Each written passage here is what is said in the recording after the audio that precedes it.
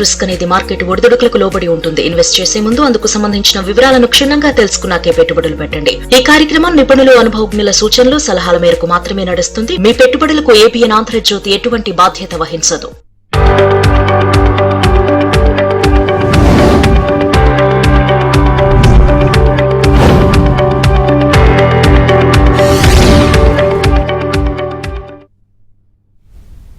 Good morning, welcome to ABN business. నేను యామ్ని. ఇక business updates చూస్తే దేశీయ స్టాక్ మార్కెట్లు నష్టాల్లో ప్రారంభమయ్యాయి. సెన్సెక్స్, నిఫ్టీ నష్టాల్లో ట్రేడ్ అవుతున్నాయి.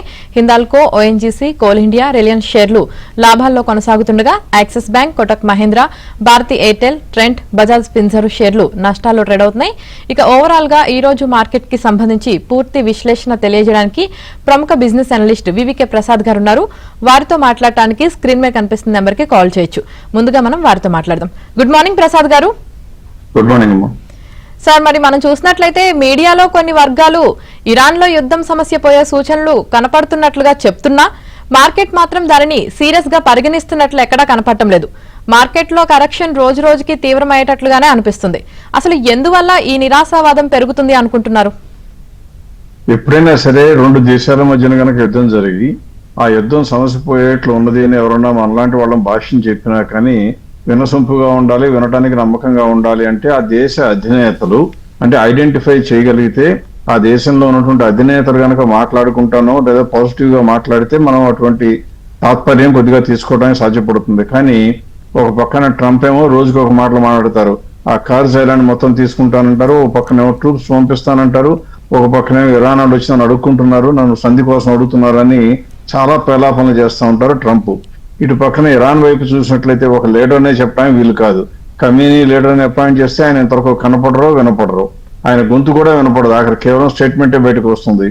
అందువల్ల ఇరాన్ వైపున ఎవరితో మాట్లాడుతున్నారో తెలియకుండా ఉన్నప్పుడు ఏకపక్షంగా పాకిస్తాన్ కానివ్వండి, టర్కీ కానివ్వండి, ఇటువంటి కంట్రీలన్నీ కూడా మేమందరం మాట్లాడాము, కొద్దిగా సంధి కుదిరేటుందని చెప్తే అది పేపర్లో హెడ్లైన్స్ చేసినంత మాత్రాన నిజంగా డబ్బు ఇన్వెస్ట్ చేస్తున్న మీరు నేను మనలాంటి వాళ్ళం సీరియస్ గా తీసుకోవటం అనేది అంత శుభసూచకం కాదు, మంచి పరిణామం కూడా కాదు. అందువల్ల నమ్మటం కష్టం. ఎప్పుడైతే ఆ నమ్మశక్యమైనటువంటి అవకాశాలు వస్తాయో అప్పుడు ఆటోమేటిక్ గా నమ్మకం పెరుగుతుంది. కాకపోతే ఒకటి, ఇంత నిరాశావాదం జరిగినా మీరు కనుక గమనించినట్లయితే మార్కెట్ లో షేర్లు పడిపోయిన మాట కరెక్ట్ అయినా కూలిపోవటం లేదు. అంటే కారణం ఏంటంటే మార్కెట్ ఇతర విధంగా దాదాపుగా నిరూపణకు వచ్చేసింది ఏంటంటే ఈ యుద్ధం అంతులేని యుద్ధం ఏం కాదు, కొన్ని రోజుల్లో సమస్య పోక తప్పదని మార్కెట్ విపరీతంగా నమ్ముతోంది. అందువల్లే కూలిపోవటంలా కొద్దిగా గొప్ప భయపడిన వాళ్ళు ఇంకా భయపడుతుంటే అమ్ముకుంటున్నారు, కానీ అదర్వైజ్ భయపడాల్సిన అవసరం ఎక్కువగా లేదని మార్కెట్ నమ్ముతోంది. పైగా ఆల్రెడీ చాలా కరెక్ట్ అయిపోయింది కాబట్టి ఇంతకన్నా పడవలసినటువంటి అవసరం ఈ యుద్ధం మూలంగా మార్కెట్ కి లేదని ప్రపంచం అంతా కూడా నమ్ముతుంది. కాబట్టి ప్రస్తుతం ప్రపంచంలో ఉన్న స్టాక్ మార్కెట్ ఎక్కువ కూడా 1-2% కన్నా ఎక్కువ పడిపోవలసిన అగత్యం లేదు నమ్ముతున్నాయి. ఒక ఈ ఇరాన్ యుద్ధం కనుక కంటిన్యూ అయితే మాత్రం ఏషియన్ కంట్రీస్ అన్ని బాగా దెబ్బతినటం ఖాయం. అందువల్ల అందరు అంచనాలు కూడా తారుమారు అవుతాయని కొద్దిగా భయం ఉన్నా ఎక్కువ రోజులు కంటిన్యూ అవుదని ఆశ మాత్రం అందరి మనసులో తీవ్రంగా ఖచ్చితంగా నాటుకుపోయిందని చెప్పొచ్చు. రైట్ సార్, ఒక కాలర్ ఉన్నారు, కాల్ తీసుకుందాం. కరీంనగర్ నుంచి కిషన్ గారు కాల్ చేశారు. కిషన్ గారు, ఏ స్టాక్ గురించి తెలుసుకోవాలనుకుంటున్నారో అడగండి. నమస్కారం మేడం. నమస్కారం అండి ప్రసాద్ గారు. రెండు స్టాక్ సార్, రెడ్ టేప్ ఒకటి, డాక్టర్ లాల్ పాత్ ల్యాబ్, ఏ రేట్ లో తీసుకోవచ్చు? Red tape T for Tanla, red tape. Okay. ఇంకోటి ఏమన్నారండి? Doctor Lal path lab. Okay. Lal path lab గురించి అయితే పెద్ద కంగారు పడాల్సిన విషయం ఉండదు, కానీ వద్దామండి దానికి కూడా. రెడ్ టేప్ గురించి మీరు ముందు అడిగారు. ఇది యూజువల్ గా ఉన్న ట్రేడింగ్ లో ఉన్నటువంటి ఈ కంపెనీలో ప్రస్తుతం కనుక చూసినట్టయితే స్క్రీన్ మీద డేటా ప్రజెంట్ చేస్తున్నాను. ఉన్న అంశాలు అన్ని కూడా బాగానే ఉన్నాయి, కానీ చిన్న కంపెనీ అండి. అంటే 6,000 కోట్లు ఉన్న కంపెనీ, మొత్తం సేల్స్ అన్ని కలిపితే 2,000 కోట్లు. ఈ కంపెనీలో ఇప్పుడు కొనుక్కోవచ్చా అంటే 27% గ్యాప్ ఉంది, ఇంత తగ్గిన తర్వాత కూడా మార్కెట్. కాబట్టి ఇప్పుడు ఈ కంపెనీ కొనుక్కోవాలంటే కొనుక్కోకుండా ఉండొద్దు, దూరంగా ఉండని చెప్పవలసిన అవసరం లేదు. కానీ ఇదే కొనుక్కోవాల్సినటువంటి ప్రాధాన్యత కార్యక్రమంలో చూస్తే ఇది ముందు వరుసలో ఉండే అవకాశం లేదు. అందువల్ల ఈ కంపెనీ ప్రస్తుతానికి మార్జిన్లు బాగానే ఉన్నా, అన్ని బాగానే ఉన్నా, కానీ దీనికైనా మెరుగైన కంపెనీలు, దీనికైనా మంచి పనితీరు కనపరుస్తూ బాగా తక్కువలో ఉన్న చాలా కంపెనీలు ఉన్నాయి. కాబట్టి ఇది కొనటం అనవసరం. పైగా దీనిలో 27% గ్యాప్ ఉంది. మన అంచనా ప్రకారం ఎప్పుడు గ్రోత్ లో ఉండాలి, 30% గ్యాప్ ఉంటేనే కొనమని చెప్తాం. కాబట్టి ప్రస్తుతానికి కొద్దిగా దూరంగా ఉండడం మంచిదండి. రెండో కంపెనీ ఏదో ఒకటి అడిగారు, ఒకసారి చెప్తారా? డాక్టర్ లాల్ అని అడిగి. Doctor Lal path. Okay. Doctor Lal path lab అనేది ఉన్నటిలో కూడా ఈ డయాగ్నోస్టిక్ సర్వీసెస్ లో కూడా మిగతా వాటితో పోలిస్తే మంచి కంపెనీ. అంటే మీరు అనుకోవచ్చు థైరోకేర్ మంచిది కదా, లేకపోతే విజయ డయాగ్నోస్టిక్స్ మంచిది కదా అనుకుంటారేమో. అవన్నీ మంచివి కాదని నేను అంటలేదు, కానీ ప్రీమియర్ పొజిషనింగ్ అంటే కొన్ని స్పెషలైజ్ సర్వీస్ చేసే దానిలో లాల్ పాత్ ల్యాబ్స్ ఎప్పుడు కూడా ముందుంటుంది. ఈ కంపెనీ స్టాటిస్టిక్స్ కనుక మీరు చూసినట్లయితే చూడండి, ఎప్పుడు 15-17% ఉండే మార్జిన్ ఈ మధ్య పెరిగి 20% రావటం, సేల్స్ కూడా హైయెస్ట్ లో ఉండటం, మార్కెట్ క్యాప్ 22,000 కోట్లు. అంటే చిన్న చిన్న కంపెనీ కాదు, పెద్ద కంపెనీ. దీనిలో గ్రోత్ ఇంకా 38% ఉంటాం. అందువల్ల అన్ని రకాల మీరు అడిగిన రెడ్ టేప్ ఉన్నా ఇది ఎన్నో రెట్లు మంచి కంపెనీ కొనుక్కోవడానికి. పైగా ఇలా యుద్ధం వచ్చినా, వరద వచ్చినా, వర్షం వచ్చినా, ఏం వచ్చినా కూడా ఈ బిజినెస్ కి పెద్దగా లోటుపాటు లేని కంపెనీ. కాంపిటీషన్ పెరుగుతున్నమాట వాస్తవం, కానీ వీళ్ళు చేసే స్పెషలైజ్ సర్వీసెస్ అందరూ కూడా వెంటనే ఎంటర్ కావడానికి అవకాశం ఉండదు. అందువల్ల రాబోయే రోజుల్లో కనీసం నెక్స్ట్ 1-2 years లో ఇబ్బంది ఏం లేకుండా ఉండే కంపెనీ ఏదంటే లాల్ పాత్ ల్యాబ్స్ చెప్పొచ్చు. సో ఖచ్చితంగా my vote is to go for this company. Right sir, మరో కాల్ ఉన్నారు. జనార్దన్ రావు గారు కాల్ చేశారు. జనార్దన్ రావు గారు మీ డౌట్ ఏంటో అడగండి. నమస్తే అండి ప్రసాద్ గారికి, మీకు నమస్తే అండి. నమస్తే. హలో, చెప్పండి. జేపీ సేల్ చేయొచ్చంటారా? జేపీ గారు ఐటీసీ ఒకటి సేల్ చేసి దేంట్లో మారొచ్చంటారా? ఏదన్నా ఐటీసీ సేల్ అవుతుంది, జేపీ పవర్ ఒకటి అండి సేల్ చేయమంటారా? ఐటీసీ అంటున్నారు. ఐటీసీ అమ్మాలి అంటే మీకు కారణం ఏంటంటే మార్కెట్ లో రేటు తగ్గిందని అనుకోవడం కాదని కావాల్సింది. ఐటీసీకి ఎన్నో రోజుల నుంచి పేరు ప్రతిష్టలు ఉన్న కంపెనీ. ఈ మధ్య కాలంలో తగ్గిన మాట కరెక్టే, కానీ ఇవాళ తగ్గడానికి కారణం ఏంటంటే అనిశ్చితి రావడంతో ప్రజల దగ్గర డబ్బులు ఉండవేమో, ఉన్న ఉద్యోగాలు ఊడిపోతాయేమో, తినడానికి కూడా కష్టం అవుతుందేమో విపరీతంగా ఊహించుకోవడంతో వచ్చే కష్టాల్లో ఇదొకటి. సిగరెట్లు మాత్రం ఎంత చచ్చిపోతున్నా కూడా చివరిదాకా తాగి చచ్చిపోతారు, కానీ క్యాన్సర్ తో సిగరెట్లు ఆపగలిగే వాళ్ళు తక్కువ మంది ఉంటారు. పైగా సిగరెట్ల నుంచి ఈ కంపెనీకి వచ్చే ఇన్కమ్ కన్నా మిగతా వాటి నుంచి వచ్చే ఇన్కమ్ చాలా ఎక్కువ అండి. ఈ కంపెనీ ఇప్పుడు అమ్ముకోవాలంటే FMCG క్లాసిఫికేషన్ చేయొచ్చు ఈ కంపెనీని. సిగరెట్ కంపెనీ కింద అంటాం అనేది ఏమాత్రం సమంజసం కాదు. ఈ కంపెనీ ఇప్పుడు ఇంత తగ్గొచ్చిన తర్వాత నా లెక్క ప్రకారం కొనుక్కోవడానికి అనుగుణంగా అంటే కూడా అని చెప్పాలి. ఎందుకంటే గ్రోత్ లో ఉన్న కంపెనీ. ఎన్ని కంపెనీలకి మీకు తెలిసినంతలో 25% నెట్ ప్రాఫిట్, అంటే వాడు కనుక ₹1 కోటి అమ్మితే 25 లక్షల లాభం వరకు వచ్చే కంపెనీ. అందులో 80,000 కోట్ల రూపాయలు సేల్స్ చేస్తుంటే సంవత్సరానికి 20,000 కోట్ల లాభం వస్తుంటే ఆ కంపెనీ గురించి మనం ఆలోచించడం అనవసరం. లాభాలు బ్రహ్మాండంగా ఉన్నాయి, మార్జిన్లు బాగున్నాయి, అన్ని బాగున్నాయి. కాబట్టి ఇప్పుడు కొనుక్కోవాలి తప్పితే ఎట్టి పరిస్థితుల్లో కూడా కొనకూడదు. ఇకపోతే రెండోది జేపీ పవర్ అన్నారండి మీరు. అవును సార్. జేపీ పవర్ కదా? అవును సార్, అవును.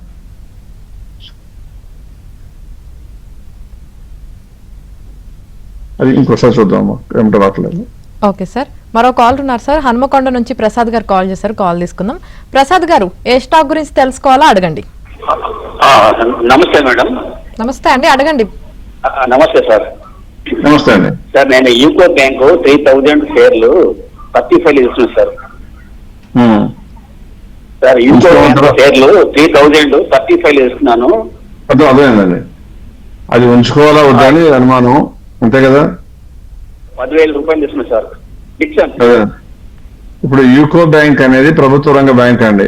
మొన్నటి వరకు, అంటే కరెక్ట్ గా చెప్పాలంటే లాస్ట్ వీక్ వరకు కూడా బ్యాంకుల గురించి నాకు ఏమాత్రం సంశయం లేకుండా నమ్మకంగా మాట్లాడుతూ ఉండేవాడిని.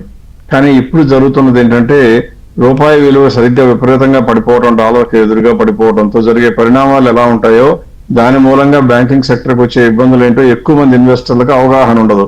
అందువల్ల మీతో పాటు అందరికీ కూడా తెలియడానికి వీలుగా చెప్తున్నాను. రూపాయి విలువ కనుక విపరీతంగా పడిపోయినట్లయితే ఎప్పుడు కూడా ఇండియా ఏం చేస్తుందంటే, ఇండియా తన దగ్గర ఉన్నటువంటి ఫారిన్ ఎక్స్చేంజ్ రిజర్వ్స్ దాదాపు $700 బిలియన్ ఉంటే దానికి సమానంగా ఉండేట్లుగా రూపాయి విలువ నిలబెట్టడానికి వీలుగాను రూపాయి విలువ ప్రకారం ఇండియాలో రూపాయలను కూడా రిలీజ్ చేయడానికి ప్రారంభిస్తుంది. అలా కనుక ప్రారంభిస్తే ఏమొస్తుందంటే ఇండియాలో రూపాయల సంఖ్య పెరిగి ఇన్ఫ్లేషన్ పెరుగుతుంది. ఇన్ఫ్లేషన్ పెరగడం అంటే అర్థం ఏంటంటే మనకు కొనుక్కునే వస్తువులన్నీ కూడా ధరలు ప్రియం అవుతాయి.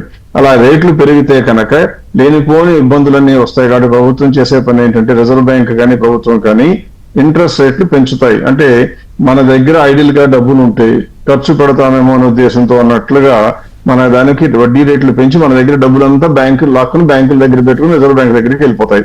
అలా వెళ్ళటం మూలంగా ఆటోమేటిక్ గా మన దగ్గర కొనుగోలు శక్తికి కావాల్సిన డబ్బులు తగ్గడంతో డిమాండ్ తగ్గి కొద్దిగా మార్కెట్ మళ్ళీ స్లో అయిపోయి రేట్లు దిగి వస్తాయి అనేటువంటిది లాంగ్ టర్మ్ లో ఎకానమిస్టుల యొక్క అంచనా. అలా గనక జరిగినట్లయితే మొట్టమొదటి దెబ్బతినేది ఏమిటి అంటే, మనం ఏమనుకుంటాం, ఇంట్రెస్ట్ రేట్లు పెరిగితే బ్యాంకులకు లాభం అనుకుంటాం. కానీ ఇంట్రెస్ట్ రేట్లు పెరిగిన తర్వాత వడ్డీలు ఇస్తే లాభం. కానీ ఇప్పటి వరకు ఇచ్చినటువంటి వడ్డీ రేట్లు తక్కువతో కనుక ఇచ్చుంటే అక్కడ ఇవాళ పెరగంగానే రేపు పొద్దునే స్విచ్ చేసినట్టుగా పెంచాలంటే వీలవదు. పెంచితే ఎక్కువ మంది రీపే చేసేస్తారేమో తెలియదు. కాబట్టి వాళ్ళకి వడ్డీ మీద వచ్చే ఆదాయం ఎక్కువ పెరగదు. అట్ ద సేమ్ టైం వాళ్ళు కొనుక్కున్న డిపాజిట్లు కొనుక్కున్నటువంటి ఆస్తులు ఉంటాయి. అంటే కంపల్సరీగా రూల్స్ ప్రకారం ప్రభుత్వ రంగ ఆస్తులను పెట్టుబడి చేయాలి. ఆ పెట్టుబడి చేసిన ఆస్తులకు ఇంట్రెస్ట్ రేటు పెరిగితేనేమో వాటి రేటు తగ్గుతుంది, ఇంట్రెస్ట్ రేటు తగ్గితేనేమో పెరుగుతుంది. నిన్నటి వరకు మనం అనుకున్నది ఏంటి, ఇంట్రెస్ట్ రేట్లు తగ్గొస్తున్నాయి కాబట్టి ఈ ఆస్తుల విలువ అమాంతం పెరిగిపోతుంది కాబట్టి బ్యాంకులు కొనుక్కోవచ్చు అనుకున్నాం. కానీ ఇప్పుడు దానికి విరుద్ధంగా ఇంట్రెస్ట్ రేట్లు పెరిగే సూచనలు గట్టిగా కనపడుతున్నాయి. కొన్ని దిగ్గజమైనటువంటి ఆర్థిక సంస్థలు ప్రపంచంలోనే చూస్తుంటే ఇండియాలో ఇంట్రెస్ట్ రేటు పెరగక తప్పదు అని చెప్తున్నారు. అలా కనుక జరిగితే బ్యాంకులకు రెండు రకాలుగా నష్టం. ఒకటి, అప్పులు ఎక్కువ ఇవ్వాలంటే తీసుకునే వాళ్ళు తక్కువ అవుతారు. రెండవది, ఉన్న ఆస్తుల విలువ హరించుకుపోవడంతో లాభాల బదులు కొద్దిగా నష్టాలు కూడా కూడగట్టుకోవాల్సి వస్తుంది. అందువల్ల బ్యాంకులకి ఇక నుంచి రాబోయే రోజుల్లో దివ్యమైన ఫ్యూచర్ ఉంటుందా అంటే ఉండకపోవచ్చు. గడిచిన 2 సంవత్సరాలుగా అప్రతిహతంగా పెరుగుతూ వచ్చిన బ్యాంకులకి రాబోయే రోజుల్లో ఇదే పరిస్థితి కనుక కంటిన్యూ అయితే ఖచ్చితంగా కష్ట పరిస్థితి వస్తుంది. అందువల్ల ఇప్పుడు ఉంచుకోవాలంటే ప్రస్తుతానికి భయపడి అమ్మవలసిన పరిస్థితి ఏం లేదు. ఓవర్ నైట్ ఇమీడియట్ గా దిగజారిపోయేటువంటి పరిస్థితి ఉండదు. కానీ ఇక నుండి మాత్రం ఆశావహ దృక్పథం నుంచి కొద్దిగా గొప్ప జాగ్రత్తగా ఉండాలి. ప్రస్తుతానికి ఉంచుకోండి, ఎందుకంటే బాగా కరెక్ట్ అయింది కాబట్టి. మార్కెట్ కొద్దిగా స్థిమితపడినా కూడా కొద్దిగా తేరుకుంటే కొద్దిగా పెరుగుతాయి. పెరిగినప్పుడు మాత్రం బ్యాంకింగ్ సెక్టర్ లో ఎక్స్పోజర్ లో మీకు 20% లోబడే ఉంటే కూడా ఇంకా తగ్గించుకోవాలి. ఎక్కువ ఉంటే మాత్రం ఖచ్చితంగా దాన్ని తగ్గించుకోవడానికి ఆలోచన మాత్రం మొదలు పెట్టవలసిన సమయంగా చెప్పాలి. సో యూకో బ్యాంక్ మీరు కొనుక్కున్నది ఎంతలో అయినా ప్రస్తుతం బాగా తక్కువ 23 రూపాయల్లో ఉంది. ఉంచుకోవాల్సిందే తప్పితే అమ్మవలసిన అవసరం అయితే కనపట్లేదు. రైట్ సార్, మరో కాల్ ఉన్నారు. తిరుపతి నుంచి శంకర్ గారు కాల్ చేశారు. కాల్ తీసుకుందాం. శంకర్ గారు, ఏ స్టాక్ గురించి తెలుసుకోవాలో అడగండి. నమస్తే సార్. నమస్తే అండి. నేను ట్యాక్స్ హార్వెస్టింగ్ గురించి కనుక్కున్నాను చెప్పి మీకు ఫోన్ చేశాను. నా పోర్ట్ఫోలియో అంతా నెగిటివ్ లోకి వెళ్ళిపోయింది. అంటే ఇంతకుముందు కొన్ని ప్రాఫిట్స్ బుక్ చేశాను. ఇప్పుడు ఉన్న షేర్లను అమ్మేసి మరి ఏప్రిల్ 1st or 2nd మళ్ళీ కొనాలనుకున్నాను. It good or not? ఏం చేయమంటారు? Idea is good, but you're too late. ఇవాళ ఎంతనే తారీఖు? మార్చి 30వ తారీఖు. ఇవాళ మీరు ట్రాన్సాక్షన్ చేస్తే దీని తాలూకు బిల్లింగ్ మీ అకౌంట్ లో బ్రోకర్ వేసేది ఏప్రిల్ నెలలో. అంటే ఏ సంవత్సరంలో? 2026-27 ఫైనాన్షియల్ ఇయర్ లో. కాబట్టి ఒకవేళ మీరు అమ్ముదామని ఆలోచించి వాళ్ళు అమ్మినా దాని మూలంగా మీకు వచ్చే ఫలితం 0. కేవలం అమ్మినప్పుడు బ్రోకరేజ్ దండగా వాళ్ళు కొనుక్కోవడానికి ఇంకో బ్రోకరేజ్ దండగా తప్పితే మీకు వచ్చే ఫలితం ట్యాక్స్ హార్వెస్టింగ్ ఏమీ ఉండదు. అందువల్ల చేయకూడదు. ఒకవేళ కనుక మీరు ఆలోచన వచ్చి వాళ్ళ మీకు ఫోన్ దొరికింది కాబట్టి వాళ్ళు అడుగుతున్నాను సార్, ఆల్రెడీ 2-3 డేస్ బ్యాక్ అమ్మేశానంటే మాత్రం మంచి పని, ఖచ్చితంగా చేసుకోవాలి. అంటే ఇలా చెప్తే ఇన్కమ్ ట్యాక్స్ డిపార్ట్మెంట్ నా మీద కత్తి కట్టచ్చు, మీరంతా లేనిపోని సలహాలు ఇస్తున్నారని. కానీ ట్యాక్స్ హార్వెస్టింగ్ అనేది మన రైట్, మన యొక్క అధికారం. ఏంటంటే మనకు లాభాలు వచ్చినప్పుడు బుక్ చేసుకుంటేనేమో ట్యాక్స్ కట్టండి, మనకున్న ఆస్తుల విలువ కొద్దిగా తగ్గిపోతే దాన్ని అడ్జస్ట్ చేసుకుంటానంటే వీలు కాదు అనే అధికారం గవర్నమెంట్కి ఉండదు. అందువల్ల మీరందరూ మీ వ్యక్తిగత అధికారాన్ని ఉపయోగించుకుని, విచక్షణను ఉపయోగించుకుని చేసుకోవచ్చు. మీరు ఆల్రెడీ కనుక చేయకుండా ఉంటే మాత్రం దయచేసి ఈ రోజు మాత్రం ప్రయత్నించకండి. That is not going to help you. ఒకవేళ ముందు చేస్తుంటే మాత్రం హ్యాపీగా రేపో ఎల్లుండో రేటు తగ్గించుకుంటే మీరు కొనేసుకోండి. నాకు ప్రసాద్ గారు, సార్ ఇది సత్యనారాయణ మూర్తి గారు అడుగుతున్నారండి. ఐటీసీ హోటల్స్ 240లో తీసుకున్నారంటండి, లాంగ్ టర్మ్ కోసం హోల్డ్ చేయాలా లేదంటే ఎగ్జిట్ అవ్వాలా అని అడుగుతున్నారు. అట్లా ఐటీసీ హోటల్ తీసుకోవడానికి నిన్నగాక మనం పుట్టిన కంపెనీకి లాంగ్ టర్మ్ కోసం కొనుక్కున్నారు అంటే పుట్టిన పిల్లాడికి ఎమ్మడే పెళ్లి సంబంధాలు చూసిందంతా సమానం. అంత దూరదృష్టితో చూడటానికి కేవలం ఐటీసీ పేరుందని కొనకూడదండి. ఆ కంపెనీలో కనుక పసందో లేదో చూడాలి. ఉదాహరణకి ఇప్పుడే నేను ఆయన కోసమే డేటా ప్రజెంట్ చేస్తాను స్క్రీన్ మీద. మార్జిన్ చూస్తే 20.83% ఉన్న మార్జిన్ మొట్టమొదటిలో తగ్గుతూ 19.44కు వచ్చింది. హోటల్ ఇండస్ట్రీకి వచ్చిన కష్టాలు ఉన్నాయంటే లేవు. కానీ అంత లాంగ్ టర్మ్ లో కొనుక్కోవడానికి బ్రహ్మాండమైన గాంగహోలా బ్రహ్మాండమైన కంపెనీ అనుకోవడానికి కంపెనీలో ఉన్న పొజిషన్ ఉందా అంటే నాకైతే అదేం అంతేం కనపడలేదు. పైగా ఈ కంపెనీ చూస్తే మా లెక్క ప్రకారం గ్రోత్ లో కూడా లేదు. అంటే అది కొనుక్కోవడానికే పనికిరాదు. కొనుక్కున్న రోజు లాంగ్ టర్మ్ ఉంచుకుంటాను అంటే ఇది కేవలం ఒక రకంగా గెటింగ్ క్యారీడ్ అవే అంటాం. అంటే ఒక పేరు చూసి, పేరు గొప్ప అంటాం కదా, ఆ పేరు చూసి ఎమ్మడే వెంటబడటం, ఇది ఇన్వెస్టర్లకి మంచి చేయదు. ఎట్టి పరిస్థితుల్లోనూ మీరు ఒక కంపెనీ కొనుక్కుని లాంగ్ టర్మ్ అని మీకు మీరు ముద్ర వేసుకుని దాని మూలంగా మీకు మంచి ఫలితాలు రావాలని కోరుకుని అదే నిజమని నమ్మితే మీకన్నా అమాయకులు ఎవరో ఉండరు. ఎట్టి పరిస్థితుల్లోనూ అటువంటి ఇచ్చిన నమ్మకాలకి చర్మగీతం పాడి కనీసం కొద్దిగా గొప్ప అనలైజ్ చేయడానికి ట్రై చేయండి. లేదా కనీసం తర్కం ఆలోచించండి. అంతేగాని కేవలం పేరు కంపెనీ కాబట్టి మాత్రం కొనుక్కుని లాంగ్ టర్మ్ అనే మాట చెప్పకండి. లాంగ్ టర్మ్ షార్ట్ టర్మ్ కాదు, మనం కొన్న కంపెనీ కొన్న రోజు నుంచి పెరగటానికి అవకాశం ఉండాలి అంటే మన కోరుకుంటే సరిపోదు. ఆ కంపెనీ తన బిజినెస్ లో లాభాలను పెంచుకుంటూ ఉండాలి, పెంచుకోవడానికి అవకాశాలు ఉండని మనకున్న పరిమిత జ్ఞానంలోనే అనిపించాలి. అలా అనిపించకుండా ఇలా ప్రాఫిట్స్ లేకుండా కొనుక్కోవటం అనేది, ప్రాఫిట్స్ పెరగకుండా లేకుండా కాదు, ప్రాఫిట్స్ కొద్దిగా ఉండొచ్చు, పెరగకుండా ఉంటే మార్కెట్ పెద్దగా మంచి చూపు చూపదు. అందువల్ల ఎటువంటి కంపెనీలో లాంగ్ టర్మ్ ఉంచడం కాదు, కొనుక్కోవడం అనవసరం. కాబట్టి నా లెక్క ప్రకారం అనవసరం. ఒకవేళ కొనుక్కునుంటే మాత్రం ఫెయిర్ వాల్యూ ప్రకారం చూస్తే ఇంకా 39% వరకు గ్యాప్ ఉంది, ఇంకాసేపు ఉంచుకోవచ్చు. కానీ పెరిగిన తర్వాతనే ఈ కంపెనీ నుంచి బయటకు వచ్చి వేరే కంపెనీలు చూసుకోండి. కానీ ఈ కంపెనీలో లాంగ్ టర్మ్ మాట మర్చిపోండి. Right sir. అలాగే శివ గారు అడుగుతున్నారండి, ఎన్ఎండిసి స్టీల్ 20,000 ని 47.31 దగ్గర, అలాగే జీ ఎంటర్టైన్మెంట్ ని 8,000 షేర్స్ 101.44 దగ్గర కొన్నారంటండి. సో ఇంకా యాడ్ చేయాలా లేదంటే వెయిట్ చేయాలా అని అడుగుతున్నారు సార్. అసలు ఎన్ఎండిసి స్టీల్ కొన్నారు అంటే మీ ధైర్యానికి ఒక రకం పెద్ద గజమాలు వేయాలండి మెడలో. ఎందుకంటే ఇప్పుడే స్క్రీన్ మీద డేటా చూపిస్తున్నాను చూడండి. ఆ కంపెనీ ఇప్పుడు నుంచి దాదాపుగా 3,000 కోట్ల నుంచి 12,000 కోట్ల లాభానికి సేల్స్ కి వస్తే 1,500 కోట్ల నష్టం ఉండే కంపెనీ ఇప్పుడు కూడా 800 కోట్ల నష్టంలో ఉంది. అంటే నష్టాల్లో కొట్టుమిట్టాడి విపరీతంగా ఇబ్బంది పడుతున్నటువంటి కంపెనీ ప్రభుత్వ రంగ సంస్థ కాబట్టి కొంటాను అంటే మేము ఏమేమి చెప్పగలం? మేము ఎప్పుడైనా సరే చెప్పాలంటే మాలాంటి వాళ్ళం కంపెనీ గురించి చెప్పాలి అంటే ఆ కంపెనీ పేరు బాగుందో, ఆ ప్రమోటర్ మంచిడనో, లేదా ప్రభుత్వం అంతా ప్రజలందరినీ దోచిపెట్టి ఈ కంపెనీకి ఇస్తుంది, అందువల్ల షేర్ హోల్డర్స్ కి వస్తుంది అనేటువంటి నమ్మశక్యంగా అనేటువంటి అంశాలు చెప్పడం భావ్యం కాదు, నేను చెప్పను. కాబట్టి నష్టాల్లో వస్తున్న కంపెనీ పొరపాటును కూడా మనం అంటుకోకూడదు. అయితే మీరు అనుకోవచ్చు, సార్ మీరు స్క్రీన్ మీద డేటా చూపిస్తున్నారు కదా, ఇప్పుడు అందులో గ్రోత్ అని రాశారు అంటే గ్రోత్ 2 రకాలండి. లాభాలు పెరుగుతున్నా గ్రోతే, నష్టాలు తగ్గుతున్నా కూడా గ్రోతే. ఈ కంపెనీకి నష్టాలు తగ్గుతున్నాయి కాబట్టి రిస్క్ చేయొచ్చు. కాకపోతే మీరు రాసినటువంటి కమ్యూనికేషన్ ప్రకారం మీరు పెద్ద ధనవంతులు కాదు అనుకుంటున్నాను. అయితే క్షమించండి. ఒకవేళ కనుక ధనవంతులు కాకపోతే అటువంటి వారు ఇటువంటి కంపెనీల్లో, నష్టాలు వచ్చే కంపెనీల్లో కేవలం తగ్గినాయి కాబట్టి కొనుక్కోవటం అనేది సమంజసం అనిపించుకోదు. ఇంకా పెరగడానికి ఛాన్స్ ఉందా లేదంటే ఉంది. మీరు ఆల్రెడీ కొనుక్కున్నాను సార్ ఇంకొన్ని రోజులు వెయిట్ చేస్తానంటే వెయిట్ చేయొచ్చు, ఇంకా 50% దాకా పెరగడానికి ఛాన్స్ ఉంది.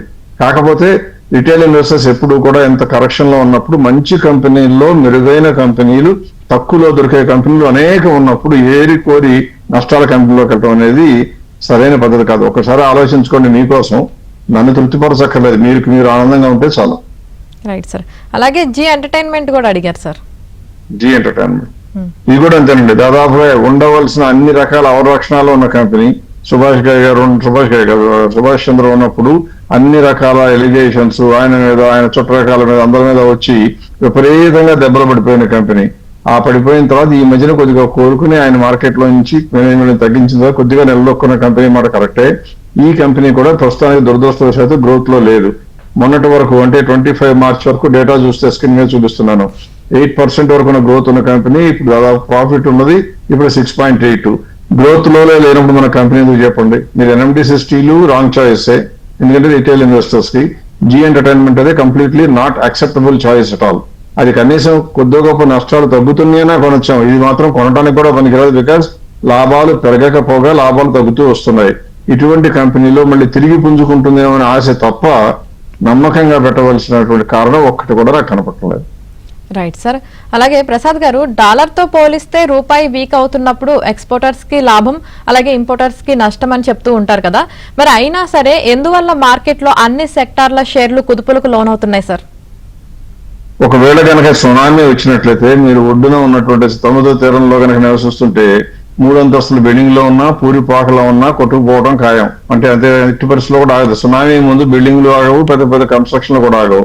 అలా ఎప్పుడు కూడా మనకి ఇండియా అనేది ఇంపోర్ట్ డిపెండెంట్ కాబట్టి డాలర్ వాల్యూ కనుక పెరుగుతున్నట్లయితే ఇండియాలో జీవన భారం కష్టం అవడం ఖాయం.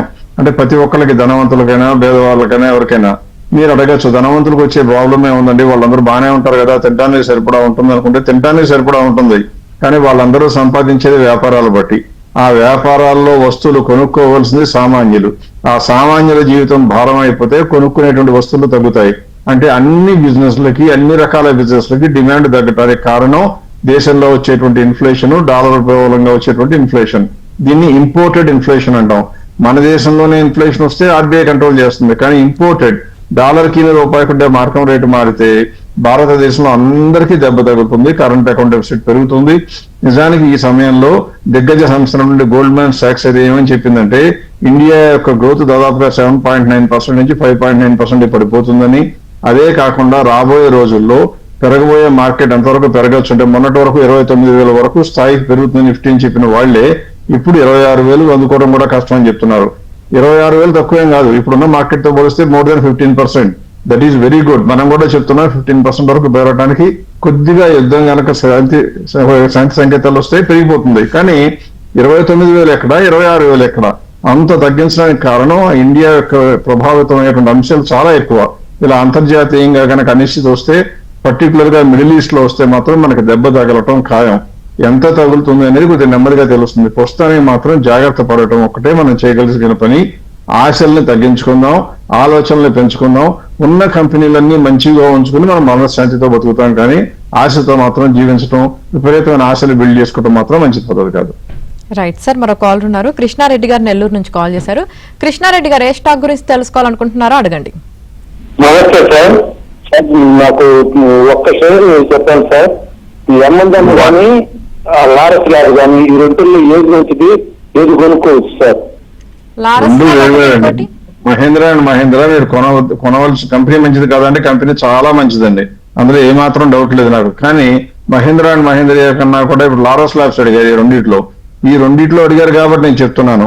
మహేంద్ర అండ్ మహేంద్ర మంచిది కాబట్టి దాని గురించి నేను వేరేసారి ఇంకోసారి తప్పు పట్టకండి, మీరు చెప్పలేదు అనకండి. మహేంద్ర అండ్ మహేంద్ర మంచిది. ఎప్పుడు భారతదేశంలో ఉన్న పరిస్థితి 2 నెలల క్రితం ఎలా ఉందో అలాగే కంటిన్యూ అవుతుంటే Mahindra and Mahindra is very very good company to buy. But unfortunately last 1 month లో జరిగిన పరిస్థితి అంటే యుద్ధ వాతావరణం మూలంగా వచ్చినటువంటి ఉత్పన్నమైన పరిస్థితుల వల్ల ప్రజల యొక్క కొనుగోలు శక్తి సన్నగిల్లటంతో ఆటోమొబైల్ అంటే డిస్క్రిషనరీ స్పెండింగ్ అయ్యేటువంటి ఆటోమొబైల్స్ కానివ్వండి, రియల్ ఎస్టేట్లు కానివ్వండి, ఇవన్నీ కూడా గ్యారంటీగా దెబ్బతింటాయి. అందులో మహేంద్ర అండ్ మహేంద్ర కూడా దెబ్బతినడానికి అవకాశాలు ఎక్కువ. పెరగవు అని చెప్పలేము, కానీ దెబ్బతినడానికి అవకాశాలు తక్కువ. దీనికి భిన్నంగా మీరు ఇంకోటి ఏం అడిగారు, స్క్రీన్ మీద డేటా చూడండి. మహేంద్ర చూపిస్తాను, అన్ని రకాల మంచిదేనండి. ఈ యుద్ధం వచ్చింది కాబట్టే నేను సంశయిస్తున్నాను. Otherwise Mahindra and Mahindra is a great buy. కానీ ఇదే సమయంలో ఒకసారి లారస్ ల్యాబ్స్ కూడా చూద్దాం. లారస్ ల్యాబ్స్ కి 2 రకాలుగా లాభం. ఒకటి, ఇంత యుద్ధం వచ్చినా మందులు వేసుకోవడం మనుషులు మానరు. ఒకవేళ మనుషులు ఇవాళ ఎక్కడ మారినా కానీ వీళ్ళకి ఎక్స్పోర్ట్స్ అమెరికాలో ఎక్కువ ఉంటాయి. అమెరికా నుంచి వచ్చే డాలర్ ఏమో పెరిగి విపరీతంగా పాపం పెరిగినట్టు పెరుగుతుందంటే ఈ కంపెనీకి వీళ్ళు ప్రొడ్యూస్ చేసేది ఇంతే, ఎక్స్పోర్ట్ చేసేది ఇంతే, అయినా కానీ వచ్చే లాభం ఎంత పెరిగిపోతుంది, బికాస్ డాలర్ పెరుగుతుంది కాబట్టి. అంటే అన్ని రకాల ఉన్నటువంటి అడ్వాంటేజెస్ లారస్ ఉన్నాయి ఈ సమయంలో. అందులో 40% పెరగడానికి ఛాన్స్ ఉంది. మామూలు పరిస్థితుల్లో అయితే Mahindra and Mahindra is a very good buy, because 60% దాకా గ్యాప్ ఉందండి. ఇప్పుడు మహేంద్ర లారస్ స్క్రీన్ మీద చూపిస్తున్నాను, ఇందులో 40% గ్యాప్ కనపడుతుంది. కానీ బిజినెస్ స్టేబుల్ గా ఉంది, ఎన్విరాన్మెంట్ మోర్ కోఆపరేటివ్ గా ఉంది. కాబట్టి ఈ రెండులో గనక ఏదో అడిగితే నా ఓటు నిర్ద్వందంగా లారస్ లాబొరేటరీస్ కి. అదే గనక యుద్ధం గనక కంప్లీట్ గా క్లోజ్ అయిపోయి ఇబ్బంది ఏం లేదని తెలిస్తే మొహమాటం కూడా లేకుండా లారస్ నుంచి మళ్ళీ మహేంద్ర అండ్ మహేంద్రకి రావచ్చు. కానీ ప్రస్తుతానికి మాత్రం మహేంద్ర అండ్ మహేంద్ర ఈజ్ కొద్దిగా గొప్ప రిస్క్ తో కూడిన సంస్థ కాబట్టి దానికన్నా లారస్